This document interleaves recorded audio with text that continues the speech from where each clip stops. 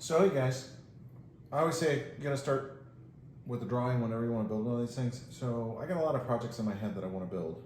And one of them that I was thinking about is a stool where I can sit and keep my music from my guitar underneath. And I remembered that my daughter brought home a guitar and we need to make a guitar stand. So I was trying to think about what to do about it. I went through the garage where I have all my stuff and I just thought, hey, I got dowels. So I'm gonna try to make a guitar stand out of dowels, leftover wood. And one of the things you gotta do is the neck holder. And neck holder can be basically any shape. But this is what you typically find on commercial products. This space is about 4 inches. And from here to here, 3 inches, and from here to here, 3 inches. And I'm gonna try to do a guitar drawing, but that's my weird guitar. That piece will hold the neck stock here.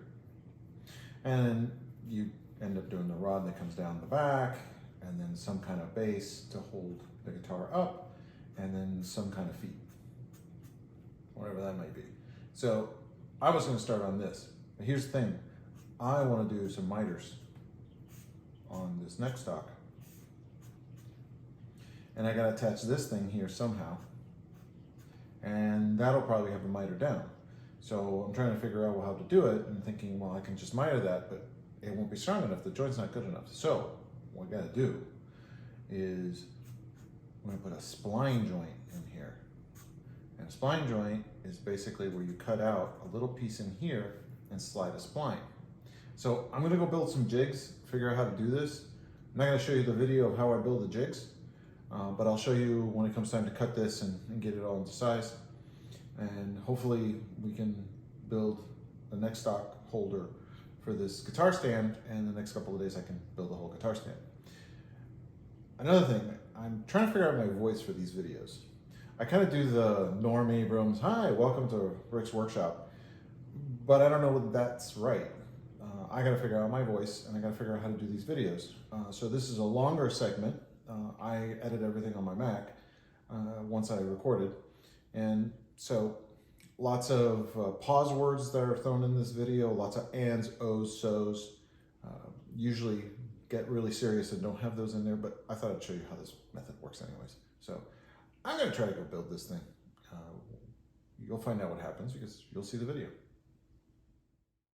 We're gonna make it out of this dowel. But dowels have a tendency to roll.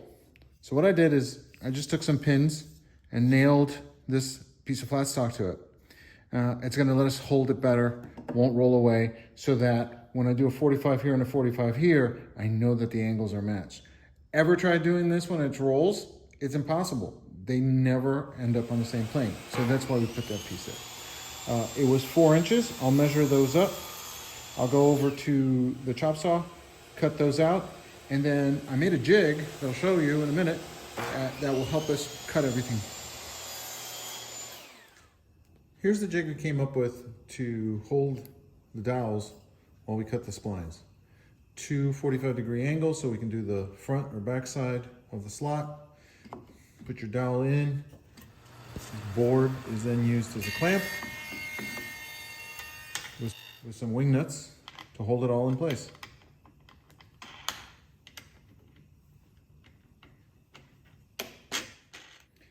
Using my right angle clamp, I will go ahead and put these pieces together and introduce the spline. This will keep it nice and locked in and nice and square. This glue requires moisture to cure, so we're gonna wet everything a little bit. Use some of the glue.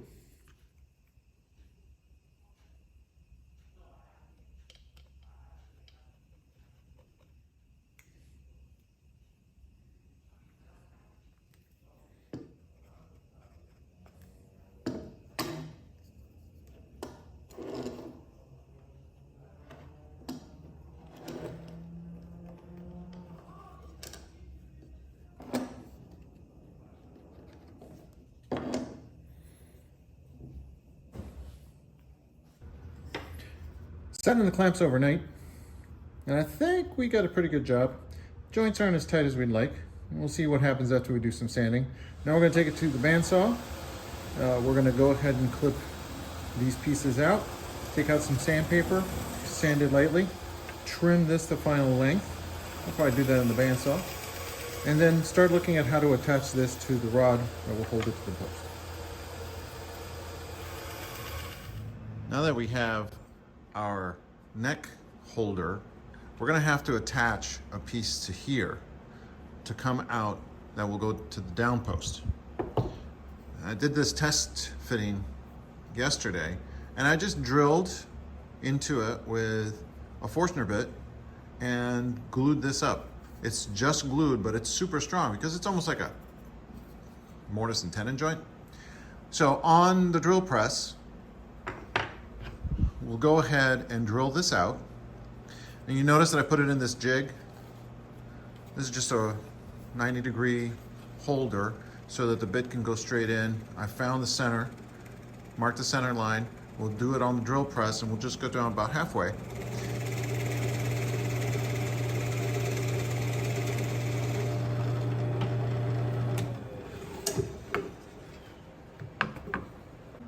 Our down post will get a 45-degree cut in the back.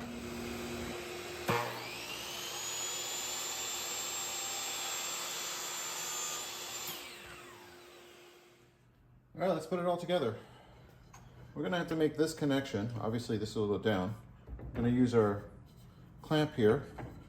And we're gonna have to make sure that this is nice and square. So we're gonna use a level, make sure that this is square to the surface so that we can glue everything up properly. Just gonna moisten up the ends.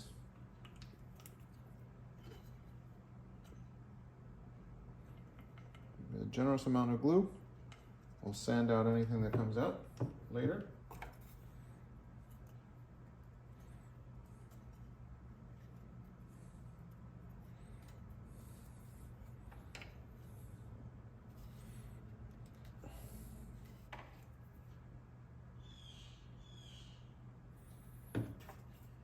I'd rather have a little too much glue than not enough.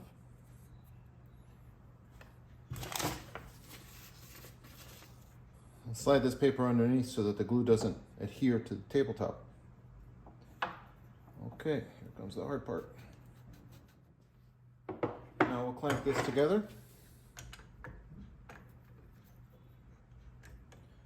Making sure I leave myself enough room to get my square, because we have to make sure this is square.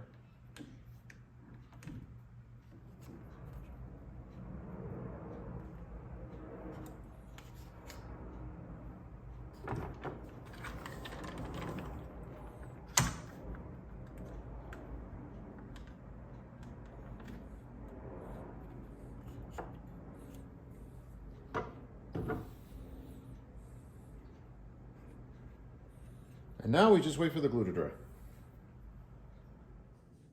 Our pieces come out of the clamps, and we can almost see how it will hold a guitar up here. Now all we gotta do is start working on the base. For the base, we're gonna use this material. Have it lying around the shop. So what will the base look like? Nothing too fancy. It's gonna have a foot, a little riser, a set of tongs, and I'll show you what that means in a minute, to hold the guitar, and then our neck that we just built. This will be 15 inches from here to here. This will be 4 inches high for that base. This will be 10 inches.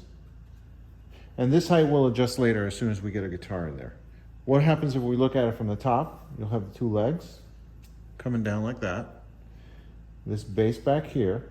And this distance from here to here is about 6 inches. And you'll have this and this. And I call them tongs, but it's really just the two rods. Those are about 7 inches apart. And then from here, you'll have the riser come up that is this piece. Let's start by cutting out some of these pieces to length, drilling them out so that we can set them, and then we'll do some assembly. I use my miter saw to cut all the pieces to length based on our drawing and lay them out this way so I can figure out where to drill stuff.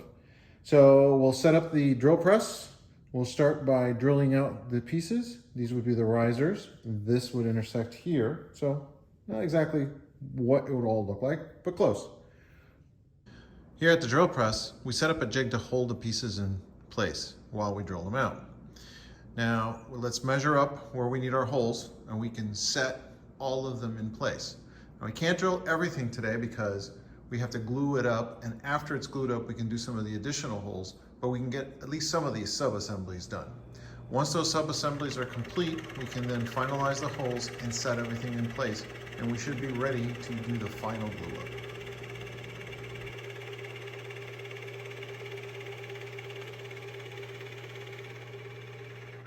Before we glue it up, let's do a quick test fit.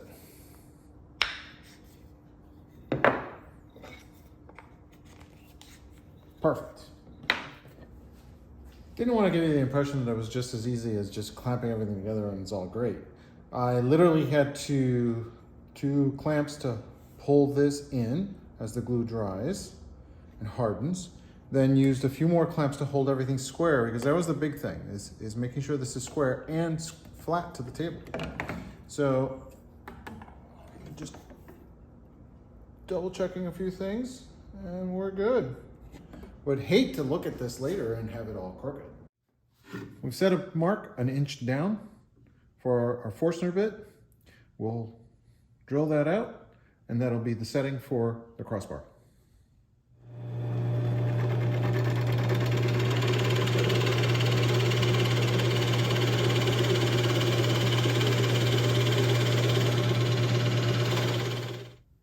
We just did a test fitting. As you can see, looking pretty good. Now all we gotta do is drill out for this guy, which means we have to change out the Forstner bit.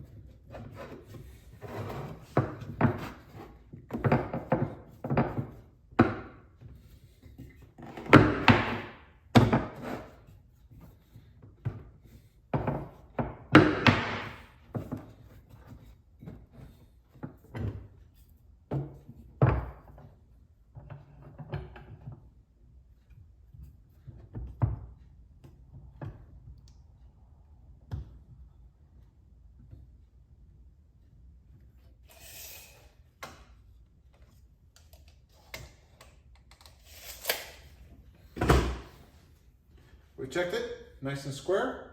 We'll leave it that overnight.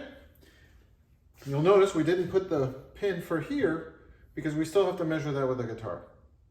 Took it out of the clamps, did some light sanding, and set up the riser pole. I think the length is good, some glue, some final sanding and staining, and then we can see the final product. Everything's been cleaned with Merino spritz. Take all the dust off. And now I'm gonna go ahead and use gray stain for this upper part, because this is a pine and the base is ash. And then I'm going to use dark walnut on this. Gonna use the old method using a rag. Just take my time, wipe it down. Not looking for the slickest finish, but something to give it a little contrast so we can see some really nice grain, especially from the ash.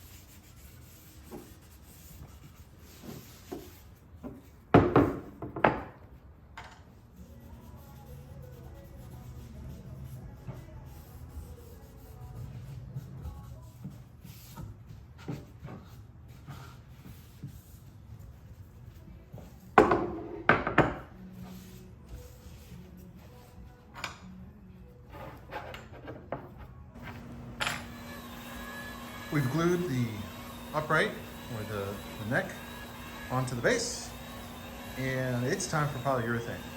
Because of the complex shape, we're going to use a sprayer. I'm going to use water-based semi-gloss. That will make the base itself pop quite a bit more. It should be 2 coats with 220 grit sandpaper in between, and we'll show you what it looks like at the end.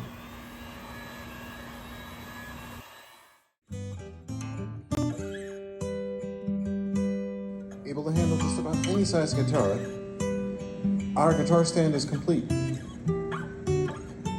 Join us next time to see what else we build on Rick's Woodworking.